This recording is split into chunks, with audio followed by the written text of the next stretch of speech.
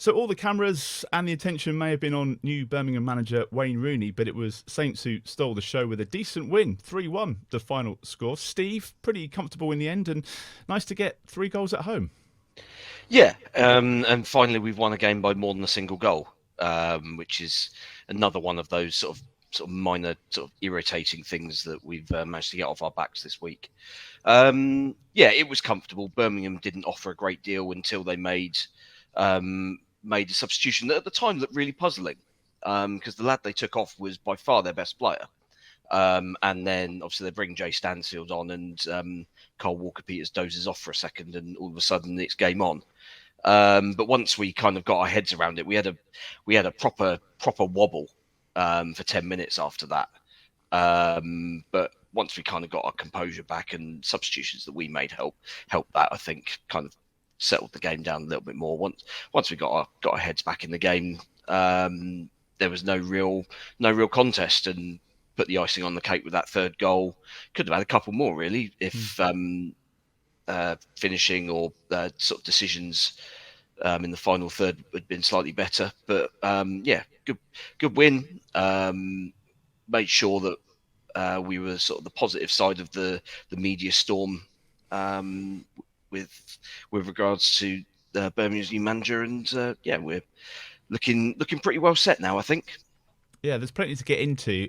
Glen, obviously the subs coming on had a real impact and helped us get control back of the game, because we did have that wobble, seems to be the buzzword, but just after the break, things not going so well. You thought, well, maybe we're going to collapse again here, but that wasn't the case, and we were able to see the game out. Yeah, they did make a difference, and that's, you know, it's a thing that Russell Martin is beginning to get right. Making the substitutions at the right time, but it is easier. We have a stronger bench than most other Championship clubs, so you can make a few like-for-like replacements, and it does the business. Mind you, when Aribo came on first, I was a bit nonplussed, I have to say. But after he made a tackle. After he spent 10 minutes trying to get to the pace of the game and actually touch the ball, he actually did okay once he got into it. So yeah, I think that the substitutions certainly helped us, and you know, Ryan Fraser and Sam Adozie combining to set up Adam Armstrong's goal, you know, finish things off. But it's another game where if you just look at the first half, we should have been, you know, it was another game we should have won 4-0. I thought Birmingham were pathetic. To be honest, and do we get money from TalkSport if we say Wayne Rooney's Birmingham? If we say it a lot, do we get an extra pound every time that's mentioned? You know, I didn't think for a guy who's come in and he sold himself on we're going to play some football. Their centre halves and goalkeeper didn't want to do that at all. They just wanted to smash the ball at the park, illustrated by the goal they got. But so yeah, the third goal sort of finished it off and made it more of a reflection, and I know, you know, like the Preston guy, they're moaning about the penalty they didn't get. I think with more justification this time, but just a little bit. Can't believe that wasn't given. No, me neither. Even at first view, I thought that's not good, and I was up the other end. But yeah, we finished the game off nicely, and if anything, over the course of the game, I'd say 3-1 flattered Birmingham a little bit, to be honest, and we probably should have won by more. Alfie, that little few moments after the second half and after the restart is something they're going to have to work on, you'd think. They need to address that, but almost faultless for pretty much 3/4 of the game. Yeah, and to be fair, I think sort of Glenn and Steve did mention it, but they have had that wobble now. What is it, 3 or 4 games in a row? But each time they've recovered and they've got points out of it. Yes, it was 2 very, very late goals against Hull and Preston. But I think there is actually a bit of a mentality of keeping going, and I think they're bang on as well. The subs, positive changes all the time. You can bring a lot of strength on.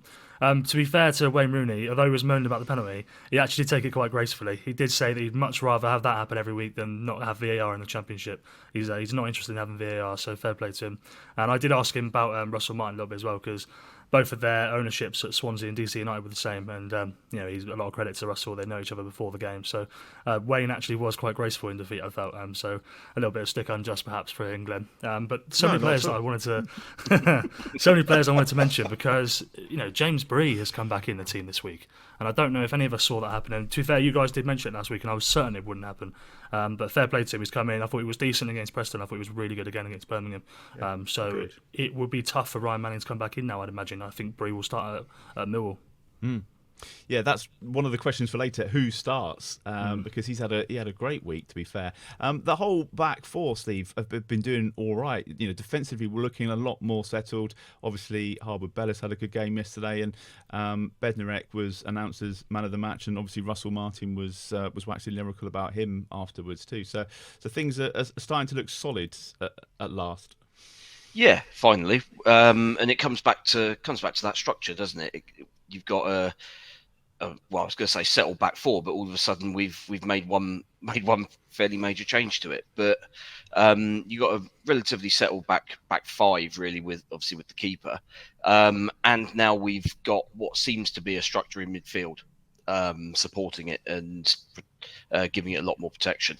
That's obviously come at the cost of Shay Charles's place, which I think, 6 weeks ago, if you'd said that Charles is the one that's going to make way and everything's going to fall into place, I'd have laughed at you, quite frankly, because the performances of even Downs and Smallbone, both of those were poor in those games where in that run of four where we were losing.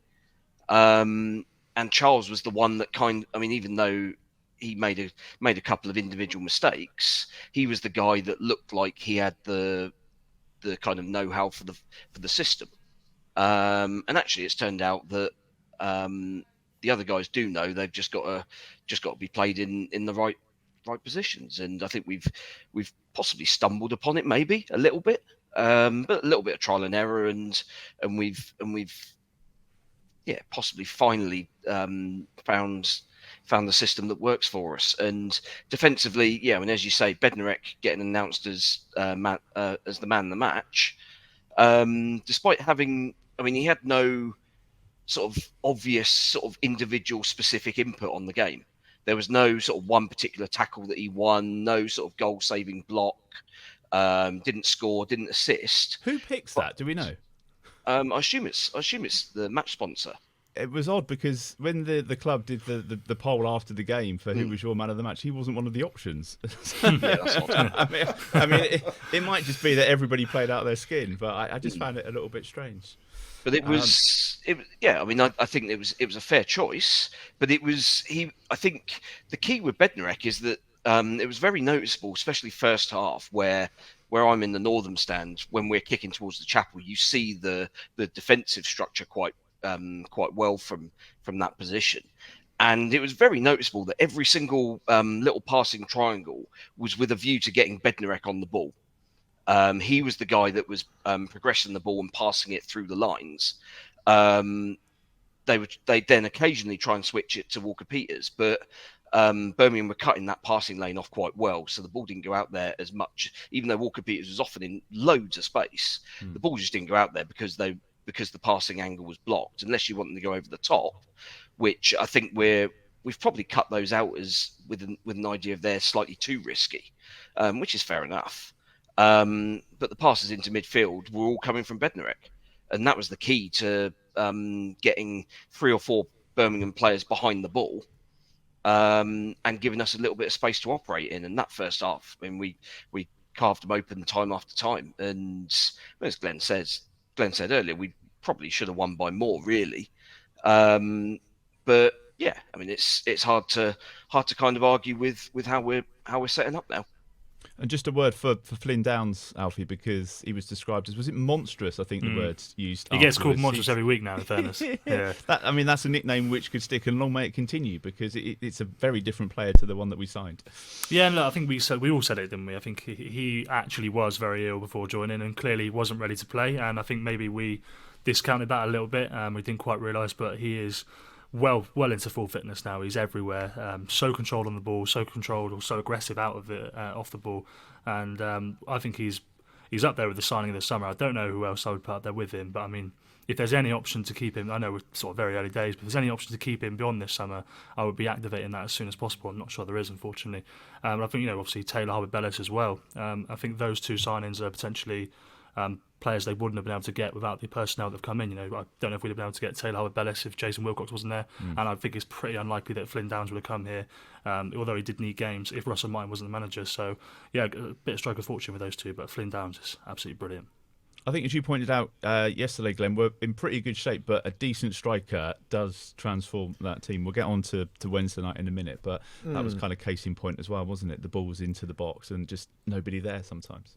I thought so. I mean, if you look at both the Birmingham and the Preston games, in both games we've had 75 to 80% possession. But if you look at the shots on target, we had the same number as Preston, and we also had the same number as Birmingham, despite being the dominant team. So it still says to me that we're not really creating enough at the sharp end of the pitch, in terms of getting shots on goal. And Adam Armstrong is confusing me this season because he had a goal and an assist yesterday, and you can't knock that. That at the end of the day is what the game is about.